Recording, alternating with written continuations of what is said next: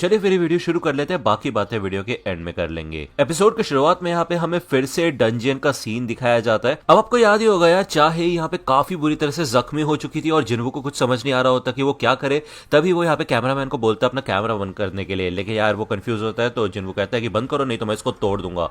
तो यहाँ पे कैमरा बंद करने के बाद कारगिल गन इधर ब्योंगू की बॉडी को लेके आ जाता है और बेक ये देख के शॉक हो जाता है। बेक यही सोचता है कि जिन्वू उसकी बॉडी के साथ क्या करने वाला है, लेकिन जिन्वू उसे शांत कर देता है। वो कहता है कि अभी मेरे पास समय नहीं है एक्सप्लेन करने का और प्लीज बात मत कीजिए। वो यहाँ पे आगे आता है और ब्योंगू की बॉडी को मतलब ब्योंगू को अराइज कर देता है। ठीक है, यहाँ पे भाई ब्योंगू एक शैडो सोल्जर बन चुका होता है, जिसे देख के यहाँ पे बेक तो भाई शॉक हो जाता है। दूसरी ओर यहाँ पे हमें गोटो की टीम का सीन दिखाया जाता है। बेसिकली यहाँ पे सारी की सारी बैटल शिप्स इन एंड से लड़ने की कोशिश कर रही होती है। गोटो की टीम का वो जो बंदा था ना एक, वो बच गया था, उसकी यहाँ पे बुरी तरह से वाट लग चुकी होती है। वो ये कहता है कि ऐसा हो ही नहीं सकता कि हम उन मॉन्स्टर्स के पास वापस जाए उस आइलैंड के ऊपर, अब हमारा कुछ नहीं हो सकता, हमें कोई नहीं बचा सकता है।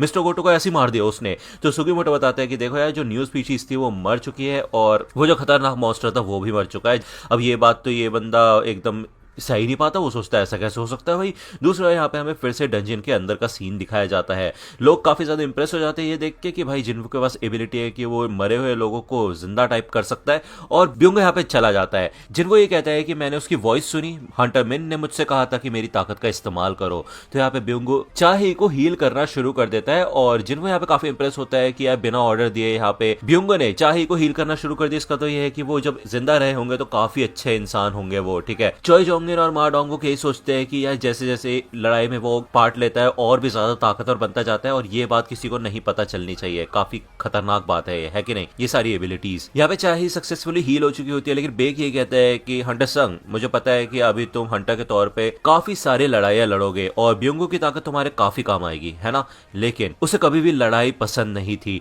तो यहाँ पे वो जिन्वू के कंधे पे हाथ रखता है और वो यही कहता है कि प्लीज क्या तुम मुझे वादा करोगे कि तुम कभी भी उसको बैटल फील्ड में नहीं भेजोगे फिर से। तो जिन्वू कहता है कि देखो, रेड गेट की तरह ही तुमने आज भी मेरा कंधा पकड़ा है, लेकिन इस बार मैं समझ सकता हूँ कि तुम मुझसे एक रिक्वेस्ट कर रहे हो। ठीक है, और मैं भी उसकी कदर करता हूँ, मैं भी यही मानता हूँ। यहाँ पे वो ब्योंगो के पास आता है और उसकी एक्सट्रैक्शन को कैंसिल कर देता है। जाने से पहले यहाँ पे ब्योंगो स्माइल करता है बेक को देख के और बेक भी इधर रोने लग जाता है। ठीक है, और शुक्रिया अदा करता है जिन्वू का। दूसरा यहाँ पे हमें जापानीज टीम के चेयरमैन का सीन दिखाया जाता है। वो ये सारी लड़ाई देख लेता है और वो एकदम गुस्सा हो जाता है जिन्वू को देख के कि यार इसने अकेले कैसे निपटा दिया सबको। इवन यहाँ पे इनके 10 में से 7 एस रैंक के हंटर्स मर चुके हैं, जो कि काफी खतरनाक बात है। अब यहाँ पे उसको अपडेट मिलता है कि ऑब्वियसली बात है कि यार इनका जो प्लान 9 था उसके ऊपर इनको काम करना है या फिर यहाँ से निकल जाना है। प्लान 9 में ये था कि यार ये लोग फिर से हमला करेंगे आइलैंड के ऊपर, लेकिन चेयरमैन यहाँ पे इन लोगों को रिट्रीट करने के लिए कह देता है, क्योंकि ऑब्वियसली बात है अगर इनके और लोग मरे तो ये अपने आम जो डोमेस्टिक गेट्स है ना उनका भी सामना नहीं कर पाएंगे, इनके लोग ही काफी ज्यादा कम हो जाएंगे। ठीक है,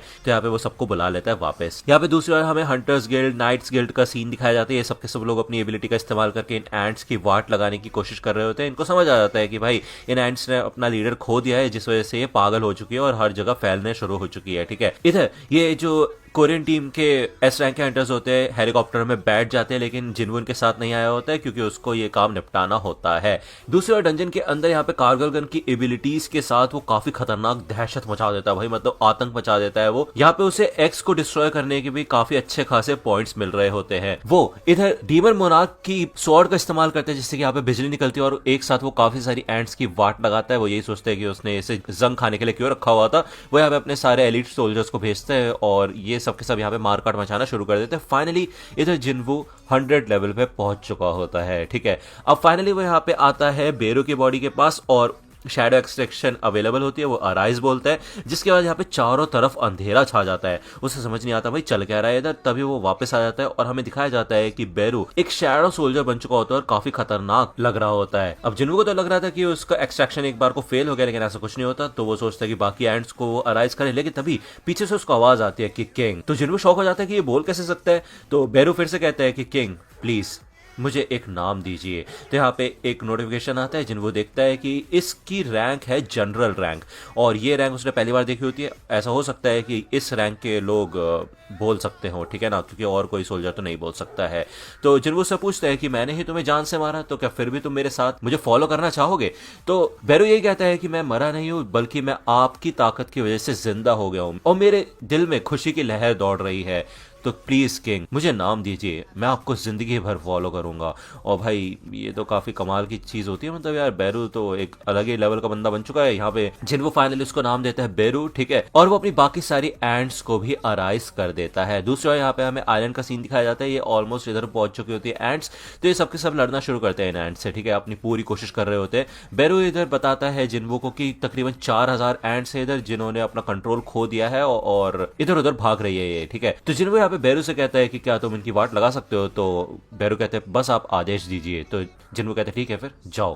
तो यहाँ पे छूटते साथ बेरू निकल जाता है। दूसरी ओर ये सब के सब लोग लड़ने की कोशिश कर रहे होते हैं। सॉन्ग भी इधर काफी सारी एंड्स को निपटा चुका होता है, लेकिन तभी इधर एक एंट उसकी तरफ बढ़ने वाली होती है। जूही कहती है कि मिस्टर सॉन्ग बचिए। तभी यहाँ पे ये एंट कट के नीचे गिर जाती है। हमें दिखाया जाता है कि एक लाइट की रे होती है जो कि और कोई नहीं बेरू होता है, और इन सब एंट्स की वाट लगाना वो शुरू कर देता है। दूसरी ओर हमें यहाँ पे हेलीकॉप्टर का सीन दिखाया जाता है जिसमें कोरियन एस रैंक के हंटर्स होते हैं। इधर ये लोग इन एंट से लड़ने की कोशिश कर रहे होते हैं, लेकिन ये कुछ खास कर नहीं पाते। तभी इधर बीच में आ जाता है काइसल का अटैक, मतलब जिन्वो ने फिर से इनकी मदद कर दी होती है, जिसे देख के बेग भी इंप्रेस हो जाता है। ये लड़ाई ऑलमोस्ट खत्म हो चुकी होती है, ठीक है, सब की सब एंट्स को खत्म कर दिया गया है और इनका ये मिशन सक्सेसफुल हो जाता है। हंटर चाह को हॉस्पिटल में भर्ती कर दिया गया है क्योंकि वो कोमा में चली गई हैं, ठीक है, और हमारी जो फोर्थ जेजू आइलैंड की रेड थी उससे हमारी जीत साबित हुई, ठीक है। भले यहाँ पे कुछ एंट्स दूसरी कंट्री में भी चली गई थी। हमें यहाँ पे चाइनीज बॉर्डर का सीन दिखाया जाता है।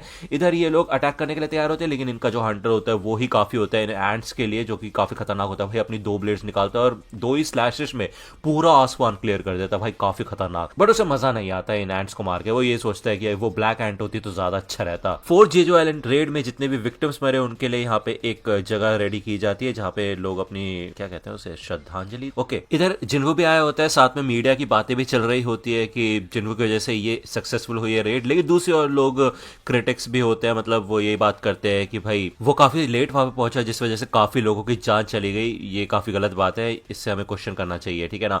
तो बेक जिन्वो से यही कहता है कि देखो अपना सर झुका के मत चलो, तुमने काफी अच्छा काम किया, तुम ये सोचो कि तुम्हारी वजह से इतनी सारी जानें बच गई हैं, तो इन सब चीज़ों के बारे में मत सोचो, ठीक है। तो जिन्वो और बेक दोनों ही अपने रास्ते पे निकल जाते हैं। चाहे यहाँ पे जाते हुए देखते हैं जिन्वो को, तभी यहाँ पे गुनही से सामना होता है जिन्वो का। अब सबसे पहले यहाँ पे गुनही शुक्रिया अदा करता है जिन्वो का कि उसने फोर्ट जेजू आइलैंड रेड में हिस्सा लिया और उसको बचाया भी, ठीक है। जिन्वो ये कहता है कि काश मैं जल्दी पहुंच जाता तो ब्युंगू की जान नहीं जाती।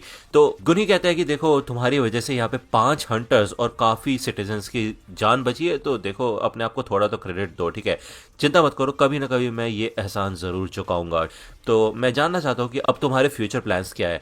तो जिन्वो थोड़ा कंफ्यूज हो जाता है। गुनही बताता है कि अब पूरी दुनिया ने तुम्हारा जलवा देख लिया है, तुम्हारी ताकत को देख लिया है, तो वो जरूर तुमसे कुछ ना कुछ सुनना चाहेंगे, तुम्हें अप्रोच करेंगे और इसमें एसोसिएशन भी शांत नहीं बैठ सकती।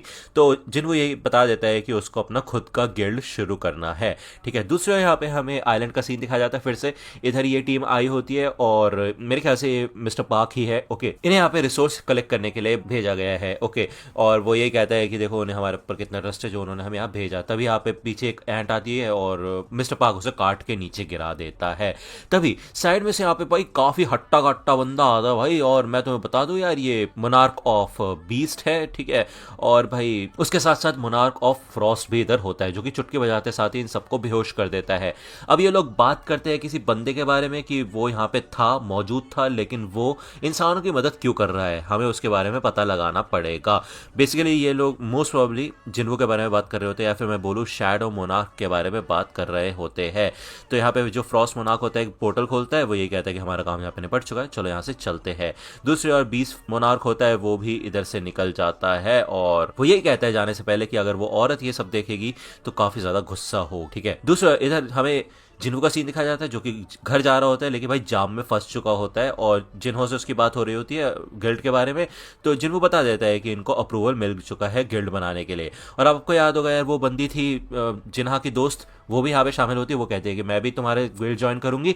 तो जिन्हो फोन काट देता है और वो ये कहते हैं ये बच्चे भी ना। तभी गुन्नी का यहाँ पे कॉल आता है। गुन्नी बताता है कि जिस फ्लाईओवर पे वो है वहां पे एक गेट अपेयर हो चुका है और वहां पे हंटर्स को भेजा तो गया है। तो यार ऑब्वियसली बात है यहाँ पे हंटर्स तो पहुंचे नहीं होते, वो सब ट्रैफिक में फंसे होते हैं। तो तो जिन्वो इधर आ जाता है। ठीक है, भले ये बंदा उसे रोकने की कोशिश करता है, लेकिन जिन्वो कहता है चिंता मत करो, मैं अकेले ही निपटा लूंगा। ये एक बी रैंक का गेट होता है। जैसे जिन्वो अंदर जाता है ये कन्वर्ट हो जाता है एक रेड गेट में, जो कि काफी खतरनाक बात है। अब जिन्वो कहता है यार एक के बाद एक सरप्राइज मिल रहा है, काश मैं मॉम को बता ही देता कि मैं लेट आऊंगा। इधर काफी सारे मैजिक बीस्ट होते हैं, तो जिन्वो यही कहता है कि चलो ज्यादा समय नहीं लगेगा इनको निपटाने में। वो यहाँ पे अपनी पूरी शैडो आर्मी को बाहर निकाल लेता है और भाई काफी कमाल का सीन है ये। ठीक है, दूसरा यहाँ पे हमें चाहे का सीन दिखाया जाता है, जो कि इधर खड़े होकर सोच रही होती है।